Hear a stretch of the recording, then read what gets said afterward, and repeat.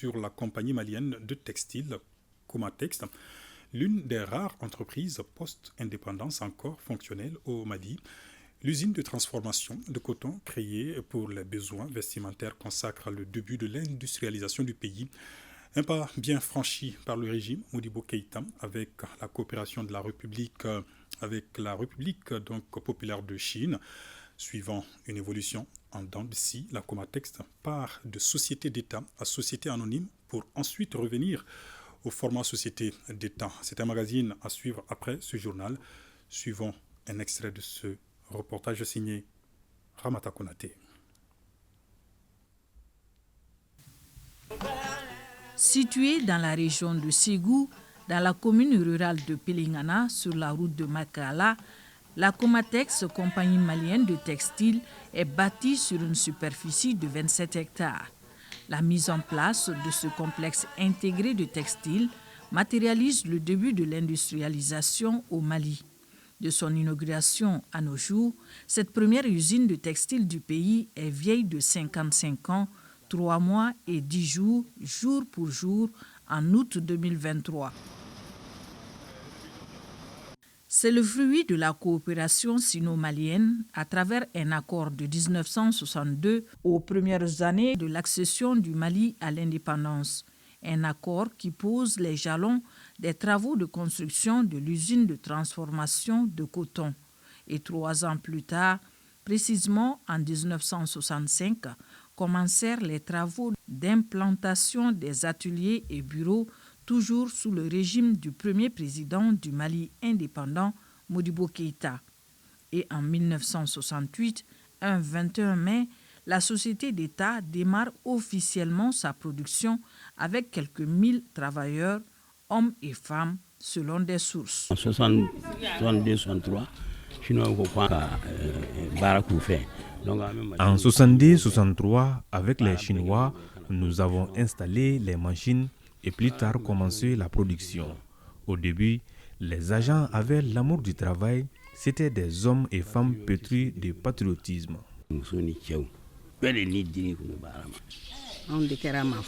Les jours de l'inauguration, c'était une grande fête des Baras.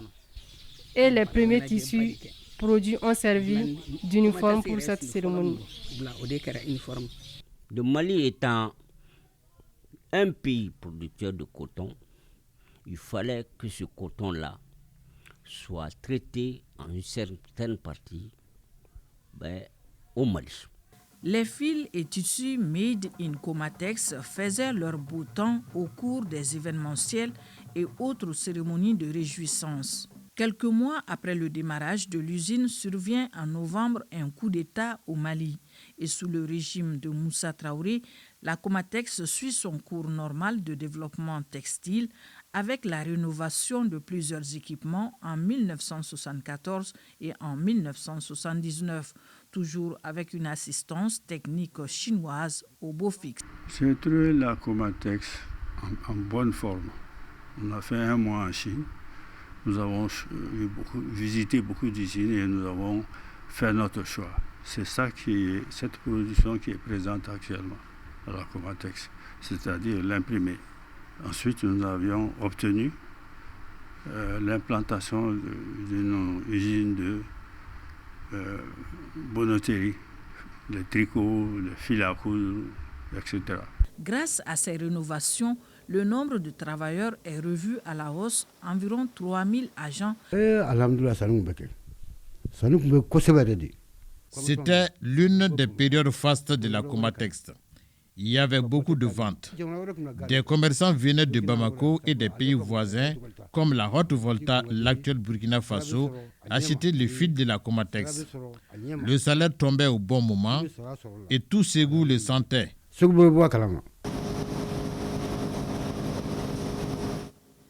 Démarrage de la coopération technique chinoise avec des expatriés de la Chine, mise en place de la co-gestion avec des Chinois au poste de responsabilité, secondés par des Maliens. Bref, beaucoup d'eau a coulé sous le pont. En 1991, il y a eu dissolution de la Comatex. Il y avait plus de 1600 travailleurs à l'époque. Tous ceux-ci ont été licenciés. Puis l'État, dans sa recherche de paix sociale, décide de continuer la production. Ainsi, 1200 anciens travailleurs sont repris avec une administration provisoire. Comatex SA, société anonyme, naquit avec ses exigences du moment par le rachat des actifs de l'ex-Comatex SE, société d'État, disposant ainsi d'un capital social d'1,5 milliard de francs CFA, dont 80% détenus par la COVEC, une entreprise chinoise, et 20% par l'État du Mali. Tout ce qui concernait le bazin qui n'était pas, entre guillemets, très rentable était donc enlevé. La bonneterie aussi n'existait plus.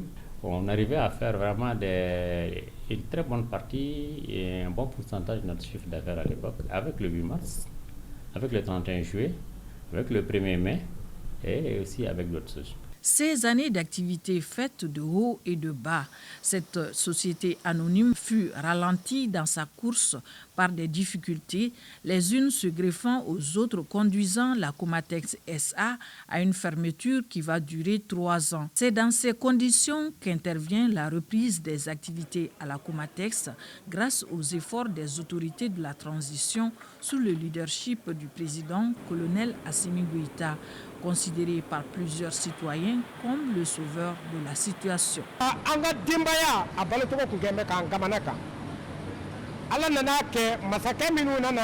Nous retrouvons notre dignité à travers cette relance grâce aux autorités de la transition. La Comatex renaît, c'est la vie même de Ségou qui reprend son cours normal. Notre reconnaissance aux autorités de la transition pour les efforts déployés. Vraiment, revoilà la Comatex sous la forme de société d'État. Depuis la reprise, on a eu une commande de 1000 balles de fil. Je profite de l'occasion pour remercier l'ensemble des autorités de la transition, avec à leur tête le président, le colonel Assimi Goïta, qui n'ont ménagé aucun effort pour que le redémarrage là soit. Et aujourd'hui, la Comatex est là et tous les travailleurs ont repris. Donc le réflexe de faire du bon travail, comme c'était le cas avant, je crois que ce réflexe-là existe. On va faire en sorte qu'on puisse rentabiliser tout ça, fortifier cette unité industrielle qui est capitale pour la région, qui est capitale pour l'ensemble, n'est-ce pas, du pays.